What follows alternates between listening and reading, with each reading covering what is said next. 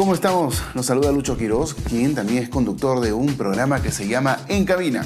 Los invito martes, jueves, sábados y domingos. Martes y jueves de 9 a 11 de la noche, sábados y domingos de 7 a 9 de la noche, aquí en Canal 3, canal exclusivo de Cable Andino. Les voy a presentar cosas de radio, sí, todo ese secretismo que hay a través de la radio. Ese secretismo me refiero a qué hay, qué pasa, qué sucede. Bueno, las cosas que siempre ocurren a través de las estaciones de radio, detrás del micrófono. Y bueno, historias, entrevistas, crónicas, muchas cosas que vamos a ir presentando a lo largo de este interesante programa, que además de esto, para quienes quieren saber un poco de locución y de qué es lo que se hace en la radio, también vamos a estar trabajando algunos ejercicios para que uno pueda ser un mejor locutor o una mejor persona preparada en este tema y trabajar de repente mejor en la radio. Quien sea aficionado, pues también puede verlo, porque va a aprender un poco más y va a saber qué es lo que ocurre siempre en cabina. Los espero aquí en el programa, como siempre, a través de Canal 3, canal exclusivo de Cable Andino.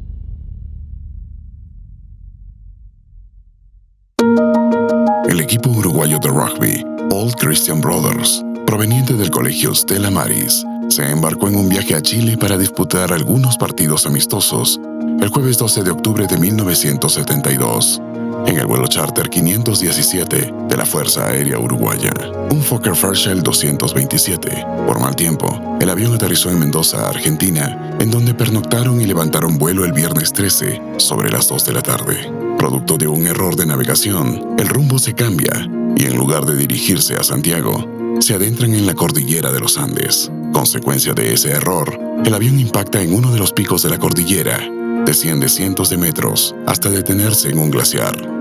Luego de una larga lucha, 3 expedicionarios, Antonio Vicentín, Roberto Canessa y Nando Parrado, se aventuran en una misión definitiva: cruzar la montaña para salvar a sus compañeros. Al hacer cima y solamente ver montañas en el horizonte, deciden continuar solo Roberto Canessa y Nando Parrado. Luego de 10 días, lograron contactar con un arriero chileno y al día siguiente se organizó el rescate. De los 45 integrantes del vuelo, 16 regresaron a casa con vida.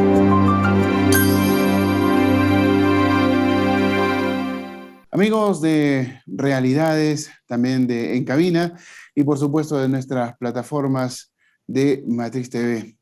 Estamos aquí junto a una persona que, como siempre, brinda enseñanza a través de su historia de vida, de las cosas que encontró a medida que fue pasando el tiempo, no solamente con la experiencia en la montaña, sino todo lo que significó después esa experiencia, no solo en su vida, sino en su entorno y en la de los demás. Nos encontramos con Antonio Vicentín, conocido por sus amigos como Tintín. Le damos la bienvenida. ¿Cómo está? Buenas noches. Gracias por estar con nosotros. Es un placer estar contigo. Encantado de estar con la gente de Perú.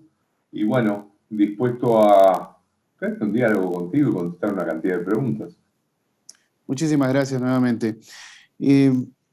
¿Qué diferencia hay entre ese Antonio Vicentín previo a la montaña y el Antonio Vicentín hoy, con todas las vivencias y seguramente con todas sus cordilleras extras que ha vivido y ha tenido que afrontar?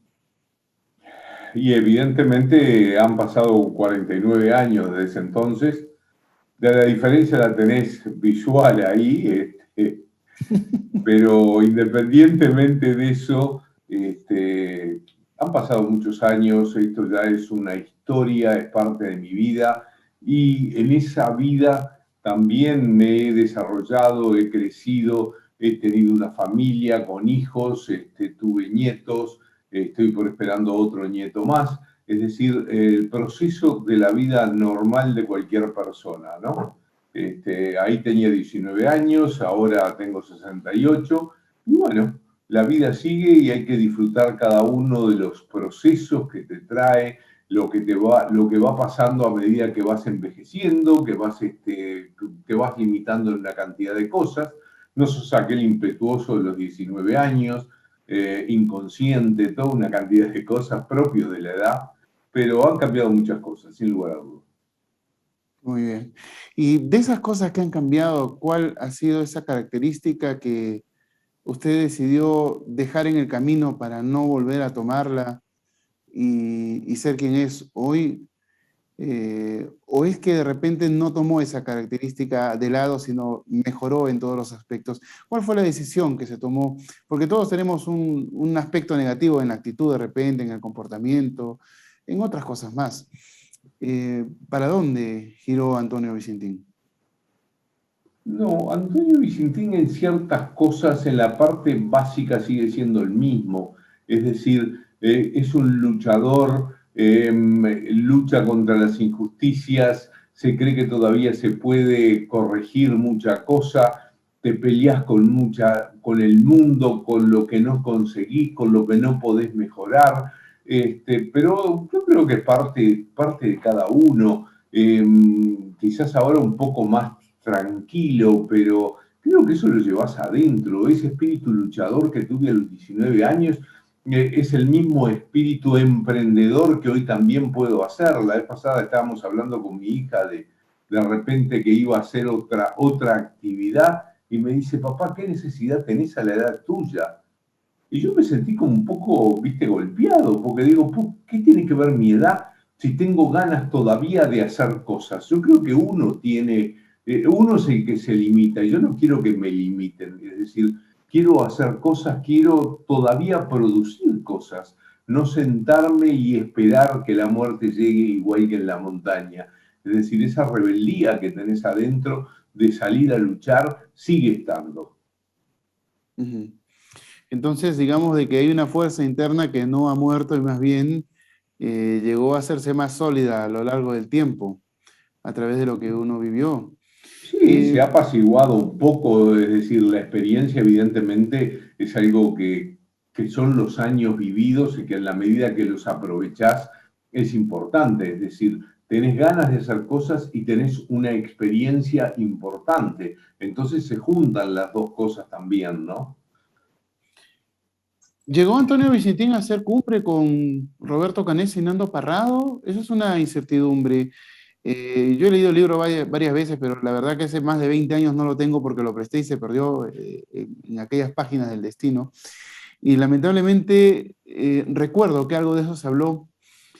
¿Llegó usted a hacer cumbre con ellos en lo que ahora es el Monte Sela? Sí, exactamente. Nosotros tres llegamos después de 3 días de escalar, llegamos a lo que sería la cumbre de esa montaña. Fue una experiencia, una vivencia muy difícil, fue una locura, evidentemente con 19 años fue una falta de respeto, no por la edad, sino por lo que estábamos haciendo, una inconsciencia, una falta de respeto a la montaña, el no conocer la montaña, y bueno, hicimos cosas que fueron increíbles, que hasta hoy cuando lo miro digo, pensar que yo subí esa montaña que debe tener 600 metros por lo menos, y en las condiciones en que la subimos, y bueno, yo digo que también tiene mucho que ver la edad, ¿no? La edad tiene que ver los objetivos que teníamos, el hecho de que no íbamos a dejarnos morir en la montaña, sino que íbamos a intentar salir de ese lugar, y fue un poco lo que hicimos, ¿no? Uh-huh. Pero, ¿cuál fue la impresión en ese momento de ver más y más montañas en el horizonte? No encontrarse, como decía en el libro, los verdes valles de Chile y casi no tener opción. ¿Quién dijo la primera palabra al momento en que llegaron? ¿Qué pasó? ¿Se abrazaron, lloraron, se mantuvieron fríos? ¿Cómo fue ese momento? ¿Cómo No, describir un momento así? Es decir, siempre que llegás a una cumbre, siempre hay un pedacito que está un poco más lejos, que está más arriba. Es decir, no es que llegábamos a la cumbre del Everest, una cosa por el estilo. No, llegamos a una montaña que era lo que no nos permitía a nosotros contactarnos con la gente, con Chile, con todos los valles chilenos, pero vimos más nieve, más montañas, y habíamos visto tanto ya que tampoco era un momento ni de felicidad, no fueron de grandes alegrías y tampoco de grandes pesares. Es decir, teníamos que seguir en lo que estábamos haciendo, de tratar de salir de ese lugar. Entonces ahí fue que al ver que seguían las montañas y que la comida no iba a ser suficiente para los tres y que yo estaba muy cansado por la subida, se decidió que yo volvía y que ellos dos iban a seguir. Creo que parte de lo que vimos, lo que decidimos en ese momento, y bueno, de acuerdo con las circunstancias, uno creo que tiene que irse adaptando y va modificando sus primeros planes, ¿no? Bueno, pensé que de repente hubo un momento de frustración, un momento de dramatismo, pero con lo que me está diciendo, creo que las cosas, ustedes tres la tuvieron bastante claras en ese momento, y tomar la decisión de que usted regresase y bajase mucho más rápido de lo que les tocó subir, me hace recordar también la mochila más pesada. Sí, son esas cosas de que bajé, demoramos 3 días en llegar a lo que sería esa cumbre con Nando y con Roberto, y después bajé en lo que sería 1 hora, 1 hora y media, más o menos 2 horas, volví a estar con mis compañeros de avión, y creo que 30 y algo de años después del accidente me vengo a enterar que mi mochila era la más pesada, que pesaba entre 30 y 40 kilos. Ahí me di cuenta de por qué cuando yo hacía escalones se me rompían, porque apoyaba el pie y se me rompía el escalón de nieve, y que tenía cierta tendencia a irme de espaldas en esa montaña. Pero son esas cosas que cada uno carga en su mochila, y ahí los primos Strauss, 30 años después, en un asado, me entero de que mi mochila era la más pesada. Y a mí no se me ocurrió en el momento que nos traen la mochila, que me dicen, Montitín, esta es tu mochila, Nando, esta es tu mochila, Roberto, esta es tu mochila, ir a ver qué llevaba Nando o qué llevaba Roberto o cuánto pesaban las mochilas. Es decir, mi misión era cargar esa mochila, y ni se me ocurrió nunca, y de hecho nunca lo hablamos, y 30 años después me enteré de que había sido la mochila más pesada de todas, pero son las mochilas que llevamos en la vida. Es decir, la montaña y todo lo que nos pasó tiene un paralelismo muy grande en lo que nos pasa, en cómo nos tenemos que levantar, en cómo tenemos que decir, y si te llevaste la mochila más pesada, era lo que yo tenía que hacer, era la mochila que a mí me tocó, es la mochila que me toca en la vida. Te pasan cosas y vos decís, ¿por qué me pasan a mí, no a otro? Bueno, sos vos el que tenés que resolver justamente ese problema de cómo seguir adelante, cómo salir adelante. Y bueno, es un poco lo que hicimos, ¿no? Seguir, seguir, seguir. ¿Cómo hubiera sido la situación si no funcionaba el plan A? Daniel Fernández, cuando conversé con él, me habló de que existía un plan B. ¿De qué se trató el plan B? Porque no quise profundizar en algunas cosas teniendo la esperanza de conversar con alguno más de ustedes. El plan B era ir hacia el valle de vuelta, es decir, ya estábamos avanzados diciembre, ya no había tormentas, había muchas horas de sol, la nieve se estaba derritiendo, y Daniel y Eduardo y Fito un poco habían pensado la idea de ir hacia donde habíamos ido nosotros, hacia la cola, hacia ese lado, hacia el lado del valle, hacia el lado del río Atuel. Y bueno, eso era el plan B, que en realidad de una forma o de otra creo que capaz que no hubiéramos sido 16 los que nos salvamos, pero yo supongo que 6 o 7, 8 se hubieran salvado, porque algunos no podían caminar, porque la situación estaba muy complicada todavía para ellos, había una cantidad de circunstancias, pero había un plan B, sí. Era un plan de muerte en todo caso. O sea... Y bueno, sí. Bueno, el plan de muerte fue siempre, es decir, la muerte a nosotros nos estaba rondando siempre, ya sea por la inconsciencia, ya sea por lo que estábamos viviendo, ya sea por el tiempo que estaba pasando, ya sea por lo que uno se estaba debilitando creyendo que estaba bien. Es decir, nos pasaba a nosotros los expedicionarios cuando volvíamos al avión y los veíamos y conversamos entre nosotros y nos mirábamos y decíamos, ¿viste cómo están? Qué mal que están. Y siempre pasa eso, siempre los que están mal son los otros, y nosotros no nos podíamos mirar, no nos mirábamos en un espejo. Ellos capaz que decían que nosotros estábamos mal también, ¿no? Ujú. En la película, el personaje de Tintín era llamado Mr. Suiza porque nunca votaba por nada y decía que todos decidieran mejor lo que les pareciera. Y solo una vez habló en la película para decidir, para que la gente tomase, el grupo tomase la decisión de comer carne humana. ¿Qué tan cierto es esto de que Antonio Vicentín fue así, de no dar su parecer con contundencia y dejar que los demás decidan? Bueno, era de los menores del grupo, tenía 19 años, Ujú. recién había entrado al equipo ese año y un poco por respeto, un poco por una, es decir, mientras estuvo el capitán vivo, el que mandaba era él, yo acataba, no sé, ¿no se te ocurría a vos con 19 años ir y plantear cosas o ponerte a la par de tus compañeros como puede ser Eduardo o Fito, ¿no? Ujú. Que ellos hoy con 74 tenían su diferencia en ese momento también. Después con Nando y Roberto me daba exactamente lo mismo, es decir, ya la decisión estaba tomada, hacia dónde íbamos, qué hacíamos, es decir, vamos por acá, vamos por allá, era exactamente lo mismo, estábamos realmente jugados, la vida nuestra estaba totalmente jugada.